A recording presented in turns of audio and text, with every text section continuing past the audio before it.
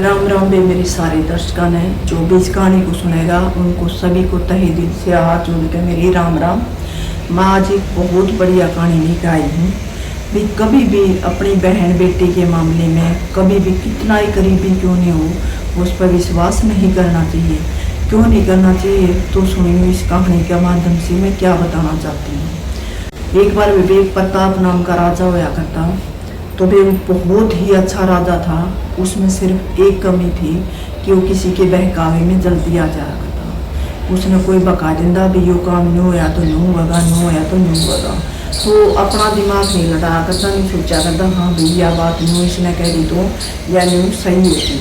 चाहे वो कहने वाले के अंदर में भी पाप था पुण्य था, वो ऊपर वाले को छोड़ कर वो उसकी बात में आँख मूंद कर विश्वास कर लिया करता।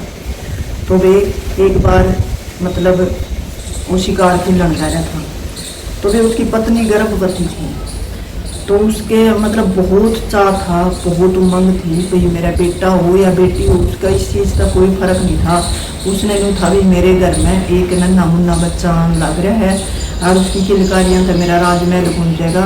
और भी उसने अपनी वाइफ के बच्चा होने की, अपनी पत्नी के बच्चा होने की ज़्यादा खुशी थी। तो वे वो अपने शिकार खेलने लग रहा। उसने देखा एक ऋषि और वन में तपन लग रहा था। तो वे ऋषि वन में तपन लग रहा था, तो उसने मतलब वो ऋषि महात्मा की बहुत ज़्यादा कदर किया करता था। तो उसने ये नहीं सोचा भाई ये ऋषि कैसा है कैसा नहीं है, उसके मन में अच्छा भाव था। तो उसने अपने अच्छे नज़रिए से देखा। उन्होंने सोचा चल गुरु जी के चरण स्पर्श कर लेते हैं और इसका कुछ आशीर्वाद प्राप्त कराएंगे। तो वो अपने उसके चरण स्पर्श करेंगे। वो तपस्वी विवेक ढूंढी बाबा था। वो कोई विद्या नहीं जाना था, कोई किसी प्रकार की वो नहीं जाना था।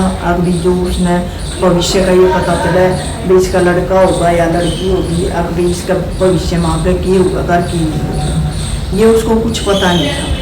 लेकिन उसके अंदर एक शैतान था इंसान को बहकाने का। तो वे वो अपने उस तरह चरण स्पर्श करे, बिला प्रणाम बाबा जी, बिला प्रणाम बेटा। तो फिर वो बोला बिला बाबा जी मेरी पत्नी गर्भवती है और यूँ बताओ भी मेरा लड़का होगा या लड़की होगी। उसने वैसे मतलब नहीं था, वैसे पूछ बैठा। सबका जिज्ञासा होती है भी मेरा बेटा होगा या बेटी होगी।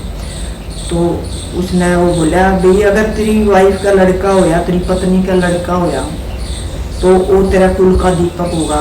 वो मतलब आगे चल कर तेरा भविष्य में मतलब तेरे कुल ना आगे बढ़ा होगा, तेरे लिए बहुत भाग्यशाली साबित होगा। अगर तेरी पत्नी का लड़की होगी तो वह तेरे कुल के विनाश का कारण बनेगी।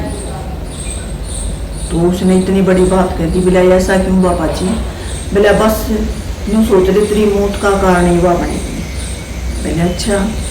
तो उसका भी बहन नहीं तो था, वो बहन बढ़ गया। तो वो आए के न और उस रानी के 7वां महीना लग रहा था। आए के बोला बोला रानी मैं तेरे से एक बात कहना चाहूँ। आज एक बहुत ज्ञानी ध्यानी आदमी के पास गया था, बाबा जी के पास। उसने यह भविष्यवाणी करी है कि भाई अगर तेरे लड़की हुई तो तेरे कुल का विनाश होगा। तो वह बोली मैं बकानती होगी। बोला ना ना यह बात सच्ची है और बोला वो बहुत बढ़िया बाबा है और तने उसकी मेरे मतलब तू मेरी अर्धांगिनी है, तने मेरे उस पर चलना पड़ेगा। तो बोला क्या करना होगा? मैं सोचा हूँ कि मैं उपाय बताऊँगा वो वाली। मैं बोली बोला ठीक है महाराज जी, जो आपको होगी मैं वो कर दूँगी। और भी जो आपने अगर आपका फायदा तो मेरा फायदा, जो आप बाप पे नहीं रही तो मैं आप देना की करूँगी। तो वे फिर उसने वो बोला भाई हम लड़की होगी तो उसने उसी टाइम मार देंगे और लड़का हो गया तो उसने मतलब अच्छे से पालेंगे क्योंकि वो मेरे वंश को आगे बढ़ा होगा। तो वे रानी का तो चढ़ गया दादा भी कोई भी माँ है वह तो चाहे बेटी ना जन्म दो बेटा ना जन्म दो, उसके लिए तो देखो बेटी भी इतनी प्यारी है, बेटा भी इतना प्यारा है। माँ कभी भी अपने बच्चों में भेदभाव नहीं कर सकती क्योंकि वह पैदा करने वाली है। तो वे फिर उसका तो 7वां महीना लग रहा था। बेचारी ने 2 महीने बहुत कष्टी तक काटी। वह भी अपने बूढ़े बाबा की पूजा करती है, रोज जल चढ़ाती है। नुकंदी बाबा जी मैं एक ही अरदास करूँ मेरे लड़की ना होगी, क्योंकि मैं राजा ने भी देखना चाहूँगी और मेरी लड़की ने भी देखना चाहूँगी और इन दोनों चीज़ों में तो एक चीज़ संभव नहीं है। अगर मैं राजा का आदेश नहीं मानूंगी तो मेरा सुहाग गया, अगर मैं उसका आदेश मानूंगी तो मेरी बेटी की।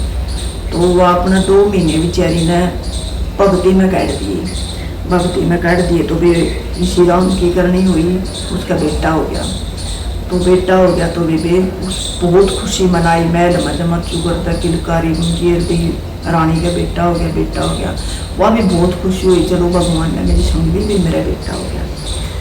तो वो बेटा 2 साल का 3 साल का हो गया, उसका फिर दोबारा दवा गर्भवती हुई। तो राजा का मन में तो वही बात हुई, राजा ने वही बात फिर तदुरा दी, अगर लड़की होगी तो मार देंगे, अगर लड़का होया तो भी मेरे कुल का दीपक है। उसका फिर दादा चल के बेचारी ननों के नोबी में पूरे करने उसके लिए बहुत मुश्किल होगी। वह फिर प्रार्थना करे, लेकिन हर बार ऊपर वाला भी कई बार कान बंद कर देते हैं, हर बार दुआ कबूल नहीं होती। तो बेबे ऐसा होया, उसका तो बच्चा होने वाला था और राजा ने कहीं बाहर दूर देश में जाना था। तो पहले ये बड़ा साधन तो नहीं करता, बस में बैठे चले गए, जहाज में बैठे चले गए, चाहे अमेरिका लग घूम आओ, कोई फर्क नहीं पड़ता। लेकिन उस टाइम पर तो अगर कोई मतलब कहीं दूर भ्रमण के लिए जा रहा है तो उसमें साल 1.5 साल, 6 महीने, 2 महीने, 4 महीने, जितनी दूरी हुआ करती उतना ही टाइम लग गया था। तो बेबे वो अपना चले अगर जाते जाते रानी ना आदेश दे, क्या रानी अगर लड़की हुई तो तू मरवाती है, लड़का हो तो तेरा पाल दे। तो बेवा चली गई। तो बेबे उसका की बार होगी, लड़की होगी तो फिर उसका डांडा चढ़ना था। लड़की होगी तो बिलाई के फिर माँ की ममता मरवा भी नहीं सकती और राजा का आदेश उन्हें रख नहीं सकती। तो बेबे फिर उसने क्या किया, अपनी बांदी बुलाई। लड़की होने के बाद ताई दूर चली गई, लड़की हुई है, सारा महल में खबर पहुँच गई लड़की हुई है। तो फिर महल ने भी पता भी या लड़की मारनी है, उसने अपनी बांदी बुलाई, बांदी के अपने हाथ पैर जोड़े। मैं बोली बांदी वैसे तो तू मेरी दासी है, मैं तेरी रानी हूँ, मैंने तेरे आदेश माननी चाहिए, लेकिन आज से मैं तेरी ऋणी हूँ। तू मेरी बेटी ने ले जाए, इसके पालन पोषण का सारा खर्चा मैं दूँगी। और भी उसने अपने बहुत सारे जेवर जावर और उस टाइम पर पीछे तो कड़ोया करती, यो ही दम तो बतलाया करती।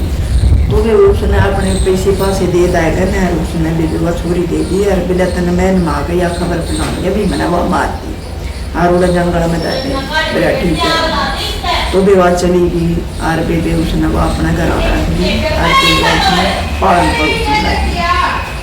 तो भी पालन पड़ोसन लगी तो उसने वह मारी और बेबे वह महल में आई जाती अपने उसने बता दिया कि यह मेरी भतीजी है घर में और भी मेरी भाभी ऐसे ऐसे गुजर गई। और पहले ही पुलिस वाली बात हुई नहीं थी, देखो ना पे 1 मिनट में खबर पहुँच जाए। पहले तो नहीं सोचती थी कभी मेरा लागेगा जब लागेगा, इतना शोभा नहीं तो नहीं तुम यही बात कर। उसने यही बात उचित समझी, यही बात कही भाई मेरी भतीजी है। तो बेबे अपना उसने वह पालन पोषण लगी और तो वह घर के भी उसके घर वाले ने भी कोई एतराज को नहीं कराया, बीबी ना माँ की बेटी है पालन देश में। तो बेवा उसका आया पीछा, उसका घर में कोई टूटा नहीं है, उसके तो वारे न्यारे हो गए, उसने सबके में मिल गया वहाँ मतलब रानी 2 दिन मतलब कई बार वो आप महल में भी ले जाती भैया मेरी भतीजी है। और तो बेवा रानी भी उसने खूब मुँह प्रेम करती। फिर वह होगी जवान, तो वह जो जवान होगी जब वह तो राजा की बेटी थी, वह तो सुतरी तो नहीं थी, रानी भी सुतरी थी, तो उसका वैद भी सुतरी जाऊँगी। तो वे वह बहुत सुतरी कन्या हुई, बहुत ही सुंदर कन्या हुई। तो बोली रानी भी इसने महल में ना लेकर आया कर, क्योंकि पहले किसी रानी का अपने पति पर इतना अधिकार नहीं होया करता भी वो किसी दूसरी औरत पर ब्याह नहीं करेगा और किसी दूसरी उसका मन में हुए पाप जाग जा करता भी दिया बहुत सुंदर कन्या होगी भाई तो मैंने वो राजी खुशी की खबर दे दिया कर, लेकिन इसने महल में ले आना छोड़ दिया। तो बेवा धीरे धीरे करके जब वो यौवन अवस्था में कदम रखा तो उसने महल में ले आनी छोड़ दी। तो फिर बेबे रानी का भी उसका मिलना जुलना बंद हो गया। तो बंद हो गया तो एक दिन वो राजा आ गया, राजा तो मतलब उसने यही खबर बताई भाई रानी बोला कि क्या हुआ था। तो उसने राजा तो यही खबर दी मेरा कन्या रतन पैदा होया था, कन्या लड़की पैदा हुई थी, तो भाई मैंने वह मरवा दिया, पहले ठीक करेगा। तो उसके बाद उसके वही बात राजा ही नहीं था तो उस तक गलत बाड़ा को। तो फिर वे वह अपने राजा फिर शिकार खेलने लगा राजा ने देखा भाई जो तेरा महल में दासी काम करे है, उसका घर आई इतनी सुथरी कन्या, तो उस पर मोई तो मतलब भी उसका दिल आ गया। तो आए के ना अपनी मंत्रियों ने बोलिया बोलिया उस जो अपने महल में काम करना आवे है, और यह पता लगाओ इसके घर में लड़की को इसका रिश्ता नहीं बताओ, और जो भी यह मांगा वो सब इसने दे दिए। फिर जाए करने उसने उसे दासिया का प्रस्ताव रखा भी तेरी लड़की के लिए राजा का लड़का रिश्ता आया। बोला राजा का रिश्ता आया है, यहाँ पे वो उसका सांप सा लड़ना ही था भैया की हुई, तो वे उसने मना कर दिया। मैं बोली मैं मेरी लड़की का रिश्ता राजा का नहीं दे सकती। तो राजा का तो जड़ेवा उठना ही था भी मैं राजा हूँ, कोई मेरे को कैसे मना कर सके हैं। फिर हो गया उसने ठहराए पहले इसका मारो पीटो इस वहाँ पर मैंने इज्जत से ब्याह करना है, मैंने मतलब भी जबरदस्ती नहीं रखनी, वह ब्याह करके अपनी पत्नी के रूप में रखनी। तो वे उसके लाले मार पिटाई करी, फिर औरत की कदलक सहन करती बेबे उसने पूछता है या सारी रास्ता बता दी। अगर राजा यह आपकी बेटी है और आप इस तरह कैसे विवाह कर सकोगे, नूनू बात। तो वे वही बात राजा तो रानी पर भी बहुत क्रोधित होया और उसने अपने आप पे भी होया भी देख तू के पाप करण कह रहा था। तो उसने वह बांधी छोड़ दी और बोला उस लड़की ने उठा के लिया। तो वे उस लड़की ने उठा ले आई और उसने उसका घर छोड़ आई। तो फिर उसने अपना बेटा बुलाया, जो उस लड़की जवान हो रही थी तो बेटा भी जवान नहीं होना था, बेटा तो बेटी से बड़ा था। तो वे वो अपना बेटा बुलाया, बोलिया बोले इसने कहीं दूर ले जाकर जंगल में इसने ख़त्म कर, और सबूत के तौर पर कभी तेरी माँ ही गलती करते, सबूत के तौर पर इसकी आँख काट के लेगी, जो मैंने पता चला भी तना मारे। वो ले गया तो बेटे उसकी माँ ने उसके दम दे आना उसके पैर पकड़ ली सो लगी। बोला बेटे मैंने आज तक जिंदा रखी है या मेरे दूध का खर्च चुकाना है तेने, भाई तू किसी भी तरिया करो तेरा काम है, तू राजा ने के बानिया करेगा के नहीं करेगा, या तेरी बहन है अब तुम इतने हमारी नहीं है। तो वे मतलब भावुक हो गया, तो उसके मन में उसके अपनी बहन के प्रति प्यार पैदा हो गया। तो वे दोनों बतलाते और अपना दूर देश में लेकर गए। तो वह बोली भाई है भाई भाई मैंने मार दे, बोला ना बेबे मैं तेना मार नहीं सकता, मैंने माँ का वचन दिया है मैं तेना मार नहीं सकता, तुम मेरी बहन है। बोला मैं तेना जंगल में छोड़ू आगे तेरी किस्मत का। तो जंगल में छोड़ दी रही हिरण मार कर उसकी आँख काट गया, सबूत के तौर पर दिखानी थी उसने। तो वे राजा का यकीन हो गया, आँख दिखाया तो चाँ भी जो मारा और उसने जंगल में दाग गया और इसकी आँख काट गया। तो वे वो अपने जंगल में फल फ्रूट खाए खूकर अपना रहने लगी।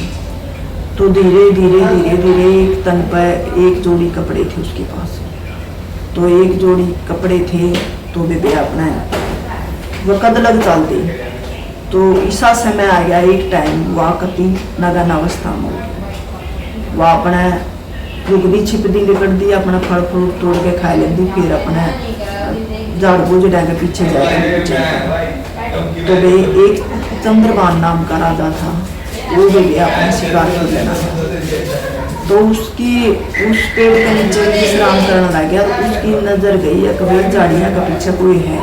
वो बोला बताओ कौन है झाड़ियाँ के पीछे, बोला मैंने दिखाई दे रहा है और बाहर निकलो नहीं, बोला मैं तीर चला दूंगा।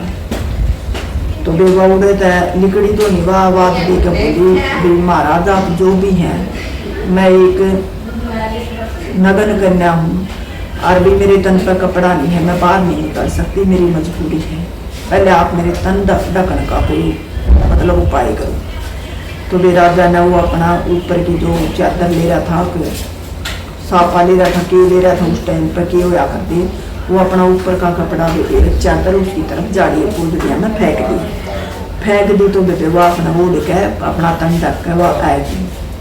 तो बोला दोनों को करे, बोला उसने भी अपनी कोई भी कहानी नहीं बताई, मैं बोली बस राजा मैं नगन अवस्था में हूँ और भाई मैं मतलब अपनी जान बचा कर फल फ्रूट खा कर अपना टेक पार कर रही। तो वे वह सुतरी इतनी थी उस राजा का भी दिल उस पार आई थी। तो भी उसका दिल आ गया उस पर, उसका कंधा क्या क्या और अपने महल में उस कन्या ने ले आया। तो भी उस कन्या ने अपने महल में ले आया। तो उसने वह कन्या सीधी तो महल में लेके क्यों और नहीं सोचे बचाए के ले आया। तो उसने उसको मान सम्मान देना था, उसने उसका ब्याह करना था। तो उसने वह मंत्री के घर छोड़ दी, भाई मंत्री आज तो या मेरी माना कर तेरे पास सीख रहेगी और मैं जल्दी इसका रिश्ता ले आऊँगा और मैंने इसके साथ क्या करना। वो मंत्री ने भी बोला बोला ठीक है। राजा देवा मंत्री के घर में सीख रही। अगले दिन उसने उसका रिश्ता भेज दिया उसके मंत्री लेकर है। भाई मैंने उसके घर में एक कन्या देखी है, वह बहुत सुंदर है, मेरा पसंद है और भाई मेरा ये उसका रिश्ता मैं गया। क्योंकि वो उसका रिश्ता मंगड़ आएगी। भाई उसने तो आबर नहीं थी क्योंकि उसकी पहले बात हो रही थी। तो वे उसने आबर ली और वे उसका रिश्ता मिल गया उसने। तो उसका रिश्ता मिल गया तो वे अपना उसने धूम धड़ाके था अपना ब्याह कर ले गया और वे बहुत सुथरा जीवन उनका बीतने लगा। उसका एक एक करके वे कुछ साल बीते। उसका एक बेटे ने जन्म लिया, 1-2 साल के बाद फिर दूसरे बेटे ने जन्म लिया। तो उसने पहला बेटा होया ने जब ने बोला भाई देख अपना घर बस चुका है, ये तने मेरे तक डरने की कोई लोड़ नहीं है। तू भाई मेरी अपने पास्ट के बारे में मेरे कुछ बता भी, मैंने पता लगा तू कौन है, कहाँ से आई है, की तरह नाम है। तो बेबे वह उसने नहीं बताया। आ जोड़ी भी राजा जी मेरे पास्ट के बारे में ना पूछो। लेकिन आदमी जिद्दी हो कड़ा मानने का हो। दूसरा लड़का है फिर बोला भाई अब तो तेरा अड़ा कति बसेरा हो गया, तो तेने मेरे तो कोई खतरा नहीं है हैं, तो ना मैं तेने छोड़ सकता, तू मैंने अपने पास्ट के बारे में बता। तो भी बेवा जमा मजबूर करती उसने अपने पास्ट के बारे में बताना पड़ा। तो बताना पड़ा तो बेबे फिर वो क्या करा बोला नहीं मैं जाऊँगा तेरे बाप के पास और मैंने कहूँगा भी दे या तेरी बेटी और मैंने ब्याह रखी। अरे इसकी कितनी कब सुकनी है जो मेरा राज्य तरबाब हो गया, मेरा तो दिन दुगनी रात चुगनी उन्नति हुई है तेरे आने के बाद। तो ऐसा कुछ नहीं है। वो बहन में कट रहा था भी मैं थारे बाप बेटी क्या मन मिलाऊंगा और उसने मैं समझाऊंगा। वह मना करेगी लेकिन वो कड़े मानने वाला था। तो भी उसने लेके चल पाया। उसने अपना मंत्री ले लिया गल, सेनापति ले लिया गल। तो वे ले लिए तो अपना चल पड़ी, पैदल यात्रा थी बेबे चलते चलते। तो बेबे उसने पता चल गया भी उन्हें कहीं और जाना था। तो बड़ा रानी मेरे को तो अचानक संदेश आ गया मैंने कितने जाना है और तू कर तू ही की गल चाल और मैं तेरे पीछे पीछे उड़ पहुँच दूँगा। वह बोली राजा जी मैंने इनके हवाले मत छोड़ो। नो बोला ना तेना कोई खतरा नहीं, ये मेरे सैनिक है, मतलब है मंत्री है मेरा, मेरे सेनापति है, तेना क्या खतरा है। लेकिन उन्होंने कहा कर औरत बड़े बलिया की नीति बिगाड़ती है। कभी भी जवान स्त्री किसी के पास अकेली नहीं छोड़नी चाहिए, चाहे कितना ही भरोसे का आदमी है।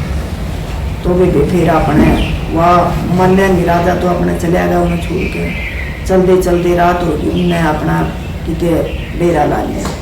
तो वे उसका डेरा के पास ही मंत्री अपना डेरा नाम ला गया। वह बोली भाई मंत्री तू मेरे डेरे के पास अपना डेरा मत लगा, तू अपनी न्यारिया विश्राम स्थल अलग बना। तो वे वो नहीं माना। उसने उड़ाई रानी ने बहुत कहा लेकिन वो नहीं माना। नहीं बोला मैंने तेरी सुरक्षा करनी है, मैं तेरे डेरे के पास ही अपना डेरा लाऊंगा। बेबे उसने उड़े उसी के पास अपना वह जो झूपड़ी गैलिया कर दी वह गाय दी। तो बेबे वह अपने रात न मंदिरापान करना आई था। उसकी बेबे नीति बिगड़ गई, रो रानी के महल में आ गया। रानी के महल में उसमें महल में कि उस झूपड़ी में आ गया। तो वह बोली भाई यहाँ से निकल जा, तो इतनी रात को मेरे डेरे में कैसे आया। तो बेबे उसने उसकी उस पर तो जुनून सवार था बस का। वो उसकी एक निवार रोई, चिक्की, चिल्लाई, हाथ जोड़े, बहुत कुछ कराया, डराया भी, धमकाया भी, सब कुछ कराया, लेकिन वो नहीं माना, उसकी तरफ पड़ता ही गया। तो उसने बेबे ने सोचा भाई मंत्री है और ये मेरे मतलब राज्य का अगला होना बड़ा राजकुमार है, इसका वास्ता दे दूँ।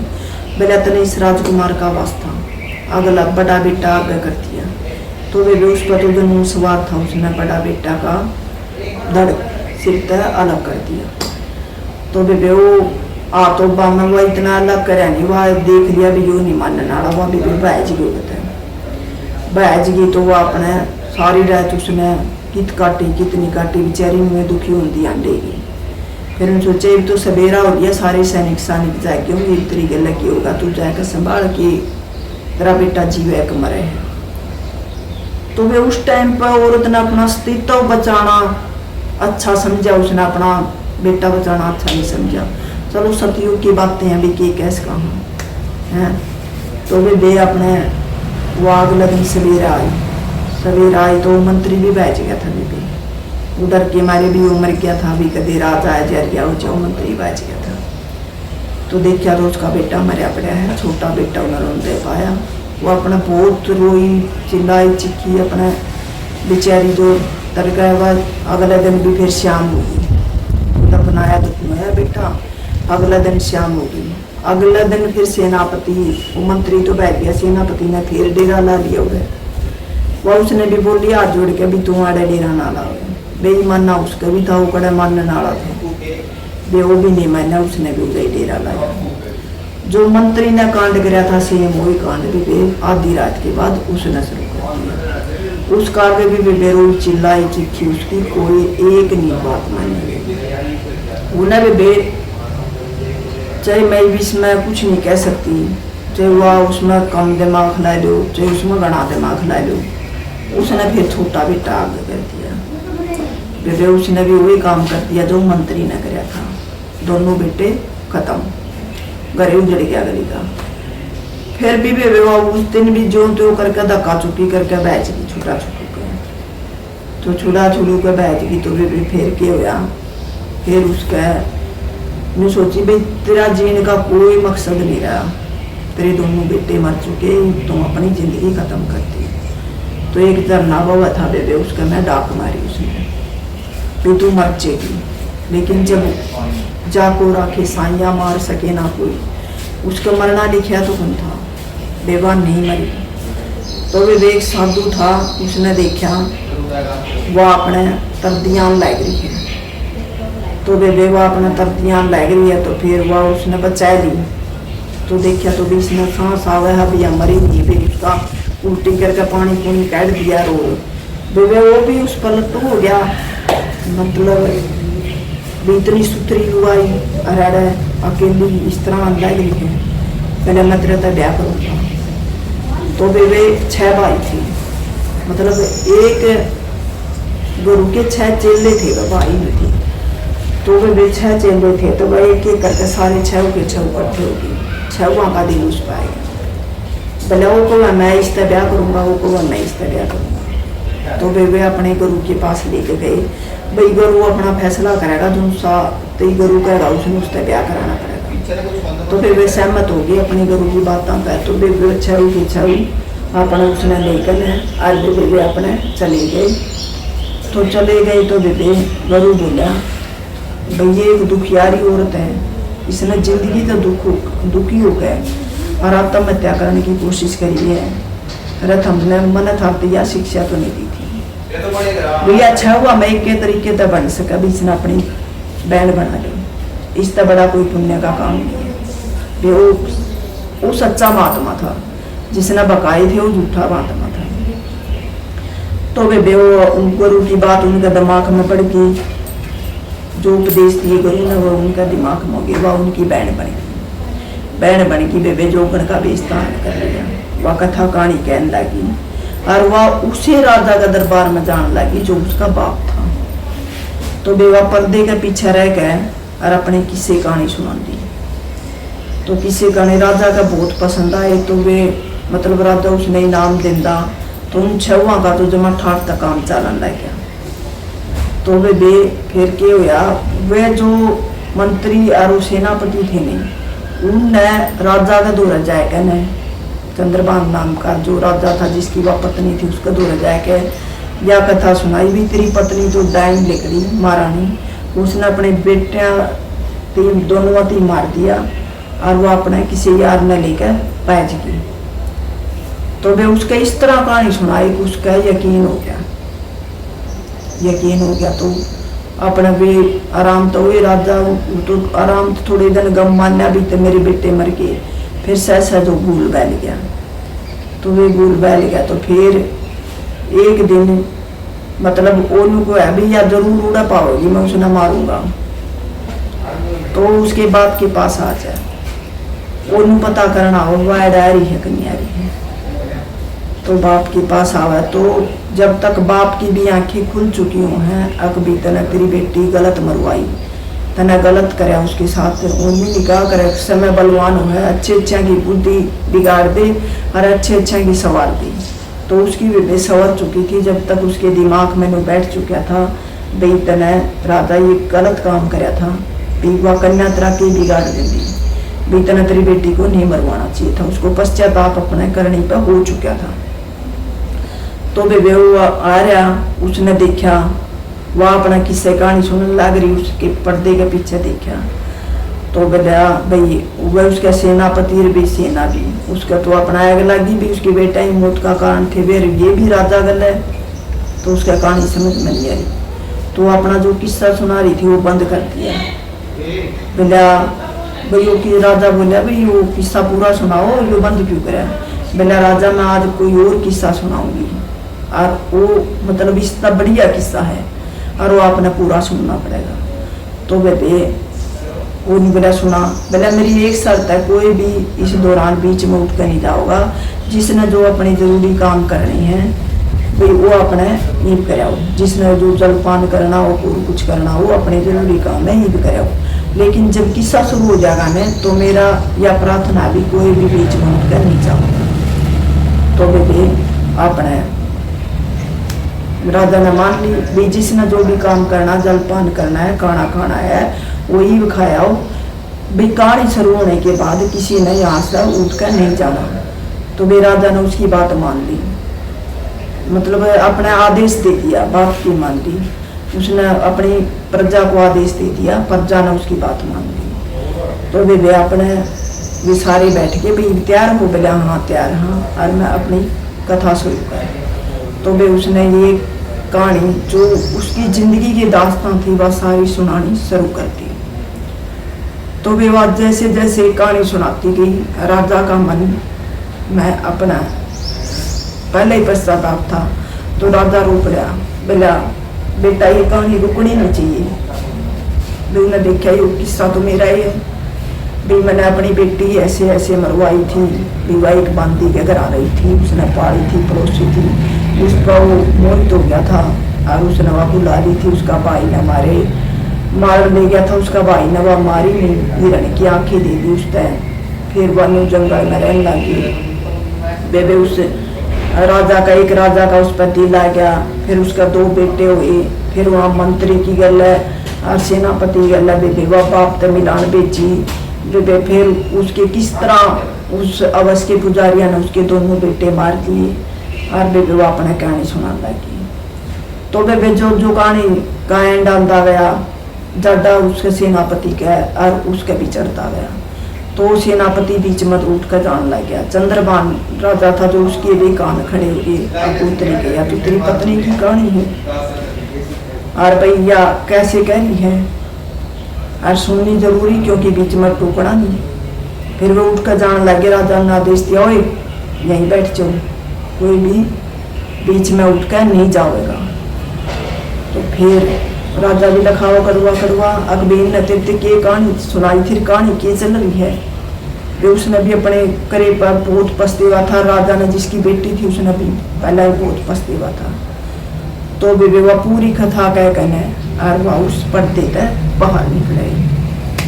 वह अपने उसके बाप ने भी पिछाड़ ली, उसके बाप ने अपने छाती का लगाई और कुछ दिन तक उसका पति ने भी उससे माफी मांगी हाथ जोड़ के। अकबीर देख मैंने तेरे साथ किसी पर भरोसा करके अपनी पत्नी को किसी गैर आदमी पर भरोसा करके और तू बेच दिया। आज मेरे दोनों बेटे मैं गवा चुका हूँ और भी मैंने हाथ जोड़ कर तहे दिल से तेरे माफी मांगता हूँ। मैं भी तेने सबकी नज़र से देखने लग गया था भाई वह वाकई में गंदी थी। और वे उनका जो सेनापति था और उसका था उसका सिर कत्ल कर दिया सरेआम वहीं पे। पहला तो इसी टाइम कानून इसी होया कर दे उड़े दोषी और उड़े सजा। ईब की डानू केस को चला कर देख भी कत्ल कर दिया 20-20 साल के साले जहाँ फिर वो बरी हो गया जहाँ वो काम नहीं था। भाई दोषी साबित हो गया, अभी वो कत्ल कर दिए। तो कत्ल कर दिए तो कुछ टाइम तो राजा बोला भी मैंने मेरी बेटी को कदे बेटी की निगाह से नहीं देखा, मेरा घर में कदे रह कर नहीं देखा। भाई राजा मेरी प्रार्थना है करता है, मैं मेरी बेटी ने धूमधाम से विदा करूँगा, कुछ टाइम में मेरे पास रखना चाहूँ। उसने 6 साल 6 महीने अपने पास रखी। और फिर एक जैसे एक बाप अपनी बेटी को विदा करता है, उसी तरह उसने उस बेटी को विदा कराया। और फिर उसका जाना पीछे फिर 2 बेटे और होगी। तो उसके बाद वह अपना सुखी परिवार और वे बहुत सुकून की पिछले गा तो पूरे नहीं कर सकती, लेकिन आगे की जिंदगी उसकी सुख में होगी। तो वे इस कहानी के माध्यम से मैं आप लोगों तक यही संदेश देना चाहती हूँ, चाहे अपना कितना ही करीबी क्यों नहीं हो, अपनी जवान बेटी जवान बहू को किसी के पास नहीं छोड़ना चाहिए, चाहे कितना ही करीबी हो। वे इस तक घर बड़े बड़े तबाह हो जाए। तो आपातु चीजें के यहाँ जो इतने बड़े राजा का कोप नहीं उनके मन में आया, और ना भी किसी के बहकावे माना चाहिए। जो राजा आया उसकी जिंदगी जो तबाह हुई, उसकी आधी जिंदगी नरक में कट गई, बाद की चाहे सुख में ही कटी हो, लेकिन जो पीछे की जो छाप छोड़ दी ना उसकी जिंदगी में, वह उसने कदे भी नहीं भूल सकती। तो मैं मेरे सारे दर्शकों का हाथ जोड़ के यही प्रार्थना करूँ, कभी भी किसी पर आंख मूंद के अपनी बहन बेटी के मामले में भरोसा नहीं करना चाहिए। और वे मेरी यह कहानी अगर आपको पसंद आई हो तो इसमें जितना हो उसके उतना शेयर करें, ताकि कोई भी माँ है, बाप है, भाई है, वे अपने घर में मतलब बाण बेटी हैं तो उन्हें महफूज रखें। वे किसी के ऊपर अंधविश्वास ना करें और ना किसी के बहकावे में आकर अपना घर तबाह करें। तो राम राम दे फिर से सारी परवीन चैनल आपको फिर से हाथ जोड़कर राम राम करती है और आपसे प्रार्थना करती है कि मेरे चैनल को लाइक करो, सब्सक्राइब करो और भी मेरी कहानी को ज़्यादा से ज़्यादा लोगों तक पहुंचाए, ताकि हर किसी को ये प्रेरणा मिल सके कि जो मैंने इस कहानी के माध्यम से बताया है ये एक सच्ची कहानी है, सतयुग में बीती हुई कहानी है। तो वे फिर से हाथ जोड़कर राम राम।